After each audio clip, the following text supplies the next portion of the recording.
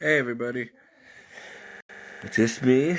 I am sitting here at work at my client's house and making appointments and all that stuff for him and handling, being a liaison with the family and all that stuff. Um, and the thought occurred to me, I don't know if you guys ever saw this movie called Knives Out, like, Knives Out. um, it was a good movie. It's about a caretaker like me, but she's a female, and she works in this castle with this wealthy elderly man, kind of like I do, and in the crazy family, and she takes care of everything, and the two of them have a close relationship, and then uh, he can't stand his family. They're all money grubbers or whatever, and so he's wealthy, and he leaves her everything. He leaves her millions of dollars and the estate and his company, his publishing firm. He was an author, all that stuff. So it's a funny movie called Knives Out. It's almost like the movie Clue. It's a murder mystery type of thing because the elderly guy ends up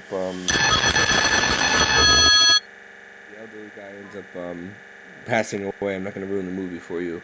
And then the police come in and they have to figure out who did it and why and all the motives and all that other stuff. So, I don't know, I was just thinking it's kind of funny how, every once in a while you find a movie that you like and you realize, wow, hey Joanne, I could totally relate to that. Like, that's me. Like, I'm that person. That's what I do. And so I just got off the phone with the guy's family after having to make all these appointments. I basically run the house. I'm the butler, the cook, the maid, the CNA. I do it all. So, and so does the girl in the movie. It's kind of funny. So if you haven't had a chance to see the movie Knives Out, you should definitely check it out. It's a decent movie. It's funny, and it's kind of like it's really true when it comes to how families and people can be when it comes to money, like what my family did to me over, inheritance and money and this and that, and basically screwed me over and threw me to the street and whatever. But it's kind of funny how the Lord provides because He saw what they did, and I'm faithful to Him, or I try to be anyway.